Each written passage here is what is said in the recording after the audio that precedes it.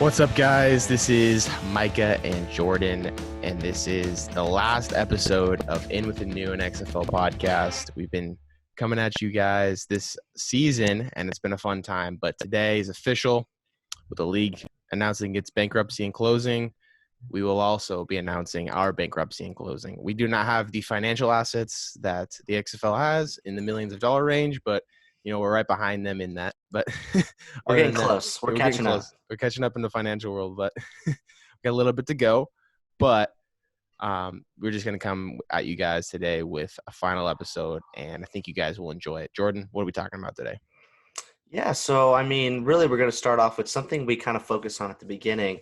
We tried to highlight a safety who had a pretty interesting story, and I know Micah did some research on that player, so we're going to go ahead and give possibly some sort of profile on him, maybe focus on maybe the most inspiring story we witnessed in the XFL this season, and then also kind of just top it off. We kind of talked about it the last few weeks, how we're going to end it and on a happy note after the 3 weeks of just kind of depressing news.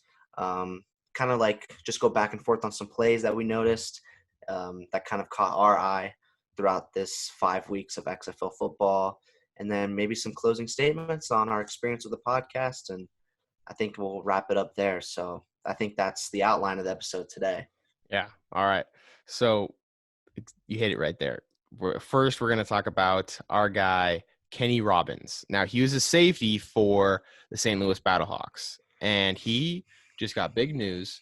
The Carolina Panthers, who also just signed our guy, PJ Walker, they also decided to draft, which is the first, I believe, XFL player to be drafted, Kenny Robbins in the 5th round. So Robbins has an interesting story because he earned all Big 12 honors in West Virginia in 2018, but due to his schooling and his academic ineligibility, he didn't do so well that he ended up getting dismissed from the team. So he's an amazing player. He gets all honors Big 12, but then is asked to leave because of poor academics. So most players or kids at this point, they go, okay, I'll move schools. I'll get out of here, and I'll find, I'll be eligible somewhere else. I'll go transfer.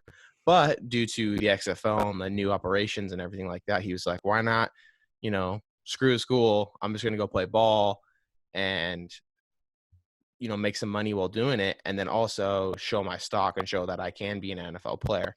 And it's kind of an interesting story because I think a lot of us were like, well, maybe some college players will start to do this in the XFL for years and years to come, but obviously we won't be able to see that. But I think it was an interesting story from the perspective of maybe you're struggling with school, or a kid who struggles with school is able to still play football without being like tied to those NCAA requirements, being in the XFL and be able to actually make money and play football and show your caliber of player he is to the NFL. And obviously he gets drafted in the 5th round. That's a big deal. So that's just kind of an interesting story I wanted to talk about with the draft just happening. Yeah, and it in a lot of ways showcases just what the XFL was all about. Yeah. We kind of got distracted in a lot of the ways of, this is a league for entertainment. This is a league for trying to bring football back in a time when football was normally played. But it was also meant to give players a platform that, one, couldn't get that chance to immediately make an impact in the NFL, and two, might have to struggle with the consistencies in terms of pressure towards athletics with academics. So college, exactly. I mean, this is a common story of how the XFL can help players who really never was able to get that chance in the NFL or the NCAA because of their academics. In a lot of ways, it kind of embodies or encompasses the purpose of the XFL, just besides the entertainment value, kind of diving deeper into the heart of what the league was. And congratulations to him. It's really, it's a great story to know that he was able to make it through some trials and tribulations and kind of find his way to doing what he loved at the highest professional level. It's really a special story for sure. Yeah, and I talk about the stars aligning for him. I mean, imagine if he was 1 year younger or 1 year older, this really wouldn't have been able to happen for him. He would have had to go, okay, maybe I'll transfer to a different school. We'll figure it out this way. But with the XFL happening right now during this season, 2020, it has worked out perfectly for him as just a little leapfrog stepping stone to get him to the NFL. And, no other class or player gets to be able to do this because it's no longer available. So it's kind of crazy that the stars really aligned for Kenny Robinson to be able to pull this off. So that's pretty interesting. Yeah. No question about it. Yeah, so congratulations to him. He was a player that we wanted to talk about. I'm pretty sure it was maybe the first or second episode. Yeah. Because he did have a pretty interesting story, something that we could definitely dive into deeper. So I'm glad we got to in the last episode, kind of full circle it, and then give a final player profile to kind of finish off the podcast is definitely something that was a good call by Yeah. Micah. Cool. So. Cool story coming out of there. But I'm glad we Yeah. finally really could talk to him. But Jordan, take us away with your best plays of Yeah, the so XFL let's pull season. them up. I picked 5 plays in particular, and I kind of All right. run them down in terms of 5 to 1. I'm assuming since you were given the same assignment and you picked 3, we're gonna have some Also, consistencies in terms of the way we picked. So we'll see what happens. all right. But I have my top 5 right here. Number 5 for me, and we kind of talked about him because I believe this happened in week 5. So it was the last episode before kind of all this craziness happened in terms of the quarantine. We were talking about the defenders because we got a big win against the Battlehawks. And it was a lot because of the running game, which they previously had no running game at all in their previous 4 games at all. But in this game, it was Jarrell Presley who kind of stepped up. And it was, he had only a few carries in his previous games, but in this game, he had a career game with 107 yards against the Battlehawks. And his best run came in the third quarter. Now, the way I found a lot of these plays, because obviously I can't remember them, at the top of my head consistently, but the way I went to a YouTube channel, Highlight Heaven, they posted pretty consistently in terms of XFL content, and they provided some sort of compilation of best XFL plays. And this one kind of completely went over my head when I was just immediately thinking of some plays. But really what happened was it was kind of a simple run down the middle, and he ran to the right side. It should have been possibly maybe a 4 or 5 yard gain, but instead what happened, he met not one defender, not 2 defenders, not 3 defenders, not even 4 defenders. He ran into 5 defenders, and all 5 defenders, realistically, they didn't do a good job. They just kind of dove and was hoping that maybe if they wrapped their arms around him, he would fall. And what happened was is all 5 defenders kind of like just got into a pile on the ground, almost like they were trying to recover a fumble. And Presley just jumped over all 5 defenders, but it made it look like he just broke a tackle by 5 defenders at the same time. He ended up getting like a 25, 30-yard gain off the play. And it was a play for me. When I look back, I completely forgot that play happened. And I was like, dang, I mean, that's a career play for a career game for Jarrell Presley. So that was Oh, something that definitely stuck out to me right away. that's a good play. I wouldn't have even thought about that one either. That Yeah. one kind of get a pull out of the archives there. Yeah. But Yeah. for me, my play that I'm going to go with in this slot is the official first kickoff return of the XFL. We're down there in St. Louis. It's the new football mecca, the capital of the football world in the XFL. The fans are going crazy. It's St. Louis. They're in the dome. It's even louder. And you know what? We've got the kickoff reverse. And now I was saying it, we were talking about we got to see some type of ingenuity, some creativity coming from these kickoff plays because with the new rules, it just seemed like, there was so much room for creativity and stuff like that. But the kickoff reverse, we got the Battlehawks. They're going left. They're going hard left. And then all of a sudden, boom, kickoff reverse. Then all of a sudden you got Joey Powell coming around the end down the right side of the field. And him being able to just take it to the house was definitely a career play for the XFL and just for the Battlehawks in general. Yeah, it was almost like a pitch and go, really. It was Yeah. pretty it was a great play. That was actually number 3 on my list, so it actually matched perfectly with yours. So Nice. yeah, number 3 on my list there. Yeah, I think why it was really so big is because the kickoff rules were meant to make kickoffs more exciting, and to make them obviously more safe as well. But it was the first time we were able to see that kickoff big return. It was a big one, and it kind of fell with the stereotype of the XFL is a league that has potential to create a lot of trick plays, and we saw it in a kickoff return, something that in the NFL might be considered too risky because if it goes south, it can go south really bad. but we were able to see it get pulled off. And yeah, I think you mentioned it in terms of the dome they were playing in St. Louis. They were a phenomenal crowd, and to see them do it in front of their crowd made it the moment 10 times better. Yeah. So yes, that was number 3 on my list. Do you want me to go to number 4? Go. I mean, Just whatever throw you. that out Yeah. there. Go for it. Yeah. So number 4 was, I mean, obviously you got to have this man on at least one of your plays. It was a PJ Walker. Now, his favorite target throughout the entire season was Cam Phillips. He was just kind of like, he played wide out, but he has more of the build of a slot receiver, just a really speedy, pretty good hands. So I don't know if he got a chance in the NFL. I don't think he got picked up by any teams, which was pretty sad to see. But the play that I'm talking about with Cam Phillips and PJ Walker was in a game against Tampa.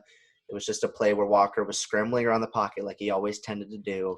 And what happened is the Vipers defense was running a blitz. 2 linebackers were actually in the vicinity of PJ Walker. They made contact with PJ when he was still in the pocket. He was almost past the line of scrimmage, but the ball stayed behind.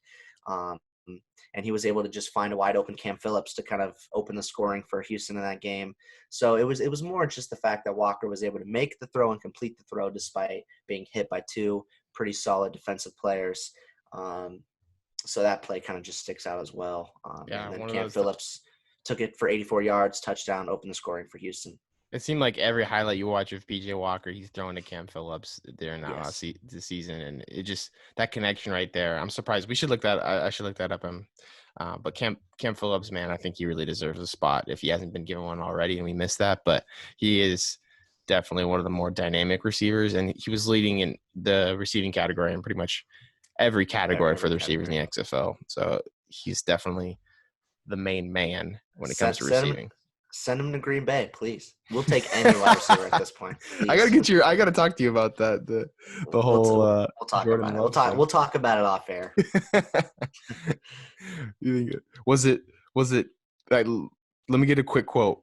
Yeah. Do you think it was a power move by Matt LaFleur to hang some leverage over Aaron Rodgers? Over Rodgers? Was it a power move? I feel like that's all speculation. I wouldn't say that it was that particular. I think really what they tried to do is they tried to mimic what happened with Favre and Rodgers, and they're just hoping that, that we'll be able to turn the page once Rodgers is away, whether that be retirement, through trade, through release, whatever it may be.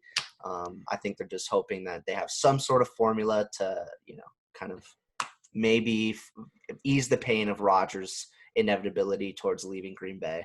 Dude, because when I was watching it, I was like, "What? Why did they go with Love?" Like, I saw the stat where it's like Rodgers is the only quarterback in. Well, like. no, it was skill position. We're talking tight ends, receivers, running backs. The last time we picked a skill position player in the first round was Aaron Rodgers in 2005. We've been consistent with defensive linemen, and they never pan out really. And we've been consistent with secondary players and a lot of O linemen. That's like our first. No, I saw another one though where it was like how many like Tom Brady. It was a list of like Tom Brady, Drew Brees, and a couple other guys. Peyton Manning was in there. It was like number of touchdowns thrown to first round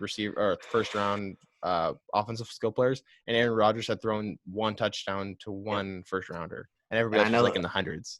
I know exactly who it is. It was Mercedes Lewis, tight end. He used to be in Jacksonville. He threw a touchdown throw to him in 2019. But I find that we're getting off topic, but yeah, we are. Let me just say this.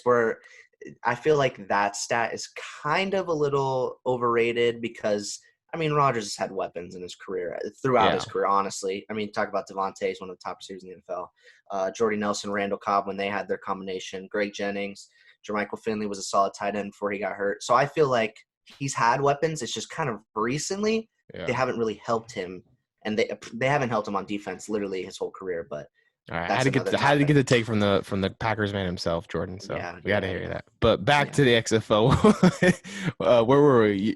Your top play? Yeah, it was PJ Walker. Just solid throw to. Yeah, we need. Oh yeah, they need Cam Phillips. That's where we're at. Yeah.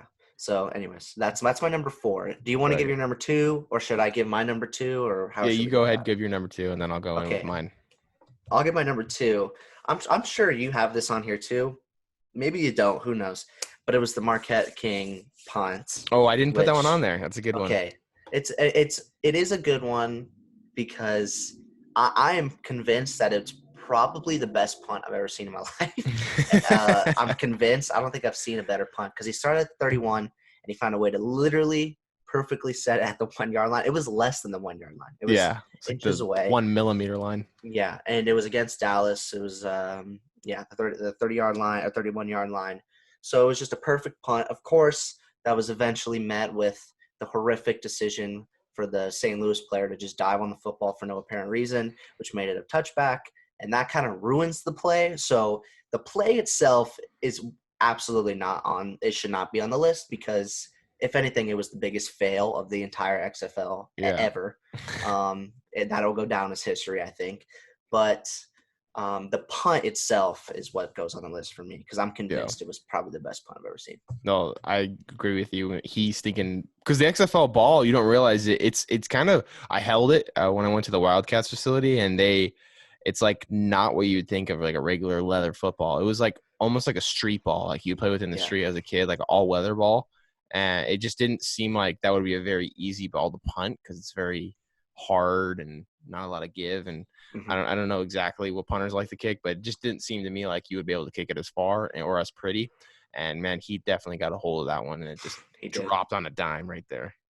It was perfect. Yeah, it's perfect punt. So that was my number 2. All right, I'll go with my number 2. It was the Cardale Jones double reverse throwback pass, or however you want to describe that, where Cardale Jones, hands the ball off left, boom, it's a pitch back to him, a little flea flicker action, and then he goes back down the field to his guy, what's his name, Curry Lee, the tight end for them, and he was just right down the seam, being able to catch that ball and take it. And that was kind of when we were talking about the Pep Hamilton, the Cardale Jones swagger the first couple of weeks, and it just seemed like they were having so much fun. They had the entire playbook at their disposal, and just seemed like nothing could stop them until the last couple of weeks where we saw the demise of Cardale Jones. But we'll see where his football future heads. But it didn't.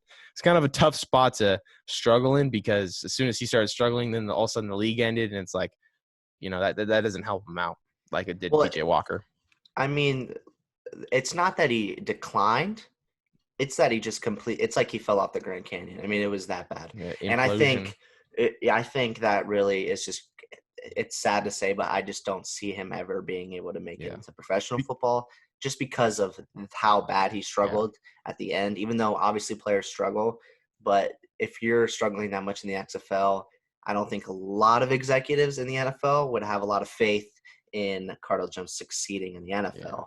You just talk about timing, and you say the league closes 3 weeks earlier, and we're saying Cardale Jones. Why hasn't the team picked him up yet? He's looking, and we're thinking the same thing with PJ Walker. Like, that's a career backup. That's a guy you can count on if your QB1 goes down to step in and take the team to the promised land. Still, like a Nick Foles idea. Yeah, exactly. But that back to the play, it embodied the 3-week dominance of the defenders. Yeah, and it was their first game against Seattle, which made the moment 10 times greater because they immediately made an impact as the top team in the XFL, and it was ran to perfection. That's why it deserves to be on the list. It wasn't on my personal list. Yeah, I struggled to not put it on, but it was just ran so perfectly that it looked almost too easy. You know what I'm saying? So, I was like, I don't know if I could put it on the list because they scored pretty easily on the play. Yeah, I just went back to the whole idea of like that was kind of the original bit of fun stuff to watch in the XFL. It was kind of like the team, like, the Washington, the fans are packed out. It's got the whole offense is running for Cardale Jones, and it just seemed like that was kind of like a good highlight I wanted to remember in this list. Yeah, it deserves to be on there, and I'd put it. Redoing my list, I'd probably put it somewhere in the top 3 because it was just random perfection. I think it sounds like we might agree on number 1. Maybe we don't. Maybe there's a play that you have in mind that I don't. My number 1 is the PJ. We're going back to PJ. His sidearm throw. Sidearm throw. Yeah, that's my number 1 too. Yeah, and I think why it makes my number 1 is because it was kind of the moment that really put the XFL. I mean, besides like the initial kickoff, that kind of exploded on Twitter and it kind of made headlines. But in terms of a play in the XFL that made the biggest splash, it was this one. I think any football fan that follows any sort of football platform on any social media account saw the sidearm throw from PJ Walker. So it kind of embodied the league in many ways, and it embodied the superstar potential of a guy like PJ Walker, who thankfully was sent to the NFL pretty quickly. So excited to see what he does in Carolina. It seemed like that play was his Heisman moment. Like you Yeah, talk about when you're evaluating Heisman candidates, it's like, has that Heisman candidate had a Heisman moment? And those moments you can think back of, like Lamar Jackson hurdling that guy with the Heisman pose, or Joe Burrow going deep to Jefferson, or just some of those plays that kind of burn in your mind. Or like the Tim Tebow jump pass, or just like those random plays that you can think back to. Like, that was the moment we realized that this was the best guy on the field in the game during the season, right? And yeah, so I think that for me, that moment was like, this guy's unbelievable. He is our MVP. He is our top tier player. No more Cardell, because it was kind of the back and forth between him and Cardell Jones in the beginning of the season, like, oh, who's the better QB, like who's the MVP in the end. But then, he really solidified in that moment that he was the best player, and he just looked like he was having a ball out there. And again, I think he threw that to Cam Phillips again. he did to Cam And Phillips. so just the connection that they had all season was just, again, so fun to watch, and the amount of chemistry. Yeah, no, I totally agree, and it deserves to be number one. It was the play that made PJ Walker really a star, Mm-hmm. and not only the league but in the football community. It was the play that really made him. Without the play, I mean, I'm sure he still would have gotten a lot of looks, but I think that's what really made that transition from the XFL to the NFL so quick and sudden for him, is because of how impressive those type of throws were for him. Yeah, So I definitely, think, it's an undeniable fact that if the league finished, he would have been the MVP of the league, yeah, no matter what happened in the last 5 weeks. yeah, for sure. And you think back to timing again. We've been saying it all episode of when he's in the XFL, PJ Walker. It's coming off of a season where maybe 4 years ago, 3 years ago, that he doesn't get the same looks. Like, oh, this is another college gimmicky quarterback, the dual threat, whatever. But then you go back to the season that Lamar Jackson had and the season that Patrick Mahomes had, and two incredible seasons from two dual threat type quarterbacks, kind of. And Patrick Mahomes more so of the backyard football type player that PJ Walker is, and Lamar Jackson with the shiftiness and the ability to elude players with his feet and still have the accuracy with the arm. And I think, like, you look at PJ Walker and you're like, the timing was a perfect storm for him, because he had those intangibles, but then also with kind of like those two guys leading the way for him is like giving him a foot in the door to be able to be like, oh, we need this guy in the NFL, like a coach really keeping his eye on him. So, and I think that like 2 or 3 years ago, he really wouldn't have gotten a look, because you're like, oh, it's just another dual threat quarterback that won't be able to translate to the NFL. Yeah, for sure. So there's not much more else to say about him. I mean, Yeah. he has star quality. Hopefully, he can get a shot with Carolina. I think right now probably Bridgewater is set with that starting position at the moment. Maybe he can find a way to sneak into that position. See what he Yeah. does during the preseason. I think it'll be exciting to see what he can do. Um, but I think that's it. I'll give my closing statements for the whole show, Let's hear it. and then you can close it out, the whole thing. Um, it's been a blast. I've had a lot of um, good memories on the show, and I think as a partnership we've grown a lot, but also in terms of ability to prepare and ability to feel comfortable behind a mic has definitely improved on my behalf, and I'm sure you can probably attest to the same thing. Yeah. Um, it's sad to know that we put in this many episodes and the XFL is no longer going to be. We had more episodes than the XFL had seasons by double. So, or by sorry, by week. I meant not seasons, weeks. We had double the amount of episodes that the XFL had in terms of consistent play throughout the week. So Yeah.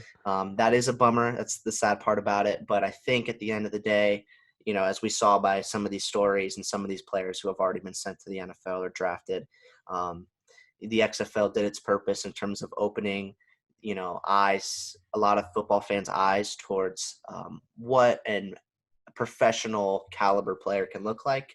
Um, you don't have to have incredible athleticism, nor do you have to have, the most impressive hands or the most accurate arm. It's really a lot of heart. And I think the XFL was a league full of heart. And, it's been a blast to kind of just watch the XFL unravel. And you know, I think the question now is, can football ever survive past the NFL? Because there's been so many, failed attempts to try to bring some sort of football league, um, professional football league, I should say, past the NFL. Um, Time will tell. Maybe one can catch fire and suddenly, explode. Um, but the XFL kind of just ran into bad luck, and it is what it is. But either way, the show's been a blast to do. I feel very blessed to be able to, acquire some of these abilities towards hopefully my future endeavors. And I really appreciate everyone who consistently made the effort to watch us and watch us grow in terms of not only our abilities, but as a channel and as a platform. It's been a blast. And I personally want to thank everyone out there who has supported Micah and I through this whole journey. Yeah. Well, yeah, same for me, man. Echo your echo. Yeah. But in my ears here. But for me, yeah, it's just been super fun to just talk about, football. And I think that's when it comes down to it, that's what we love to talk about. We love to talk about sports. We love to analyze it. And the way I see it is, if you can't play it, you might as well talk about it. So that's just really the mantra of my life. And it's so fun to just analyze and see like a brand new league. I think back to like early January, the XFL we knew was coming out. And we're like, hey, like, what if we're one of the first people to get on this and start talking about it, and having the excitement behind that whole thing, and trying to learn team names and looking up on Google for different stuff, like who the heck is each team starting quarterback, who even the heck is PJ Walker, who is this guy from Temple, trying to figure out who's who, if they're going to be any good. And I think it's been such a huge transition. It feels like these last 4 or 5 months have been like an eternity with this whole thing. But Yeah. definitely, it's been a fun ride, and been able to, obviously work on our skills better. But yeah, Yeah. awesome, dude. Well, thank you guys so much for listening to our podcast throughout this whole time, and please continue to stay safe out there and be away from all this craziness. But this has been Micah and Jordan, and thank you guys so much. This is In with the New XFL podcast, signing out. See you guys.